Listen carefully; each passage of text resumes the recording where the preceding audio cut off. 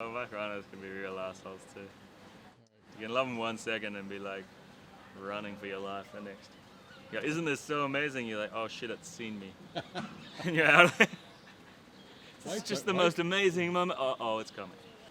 One moment that really kind of sticks in my mind. It's one of those times where you actually felt like you were doing a good job in conservation. You actually felt like, yes, I'm actually committing.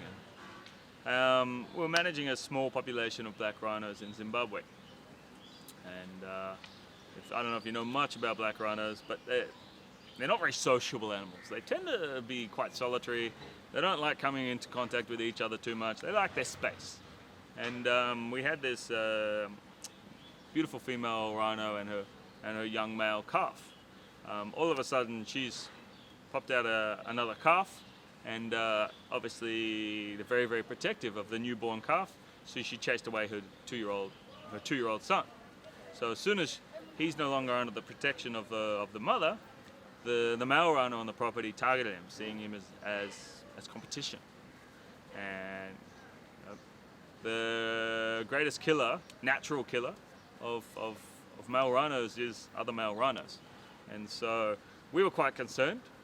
We were making plans to try and get him off the property as soon as possible. But in the meantime, he kept coming by the house where I was staying. The rhinos typically didn't come to the house very much, and I think he felt quite safe there. It was to the point where I'd be sitting, on my couch. I didn't have a doorway. I'd be sitting on the couch watching TV, and this black rhino's head just sort of pops his head in the door. And the whole idea of having a black rhino inside your house with you in there is it's not a great thing. So I was always quick to yell at him, hey, don't come in here, walk off. So he hung around for a little bit, and I remember I was getting into the shower this one day, and Hope, a guy I worked with, I hear him yelling, oh, Cory, Shungu, which is the big male. Shungu's in the car park. And I'm like, just as I'm getting in the shower, I'm like, oh crap. All right, so I quickly pull on my shorts. That was about all I had time for. And run out to the car park. Shungu's quite a large male rhino, but he was hand raised. So his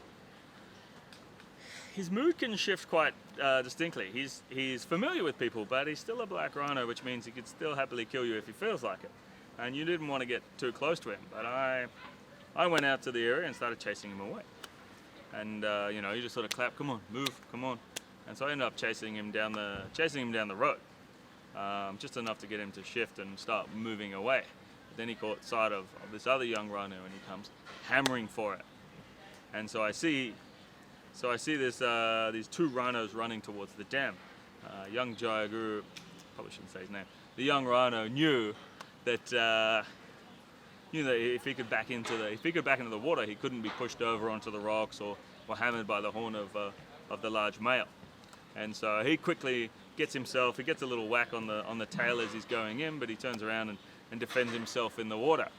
I'm a little concerned because obviously crocodiles exist.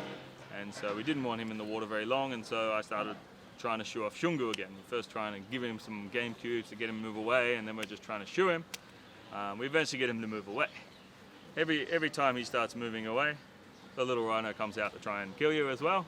So you're in this kind of horrible situation where you're stuck between two grumpy male black rhinos. But as time goes on, we're chasing one away. He comes out of the water, Shungu comes back, chases him back in, and we have to start the whole thing again. It's getting just on dusk now. And we realize that we can't do anything to get rid of this rhino. We're just going to have to stay there and make sure that he stays safe.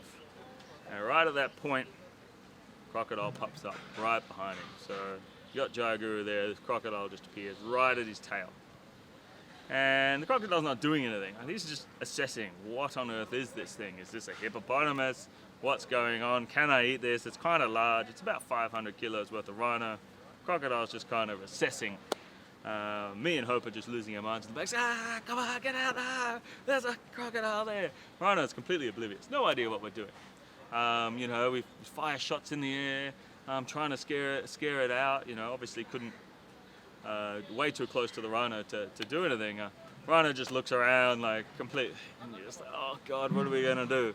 So we start picking up some rocks, trying to splash the water so it might scare it out.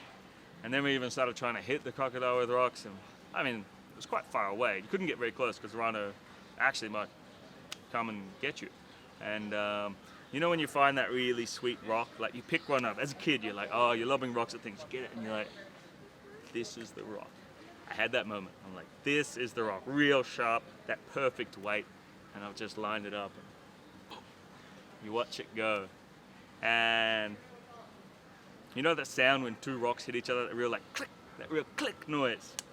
That rock goes, lands right on the bridge of the crocodile's nose, and they hear this loud clap. And this crocodile's just thrashing in the air.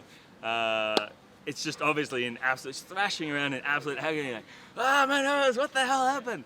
And it's, you know, it has no idea what's hit it, what's going on. It's thrashing around and it just gets the hell out of there. Me and Hope are just like, yes, high five! And it was just like, yo, this is conservation, hugging each other and all this sort of stuff. And when the crocodile flashed around, Jaya Guru realized there was a crocodile and shot off out of the water. Sorry, the small rhino realized there was a crocodile and shot off out of the water and ran off into the bush. And we're like, yes, we did it, high five!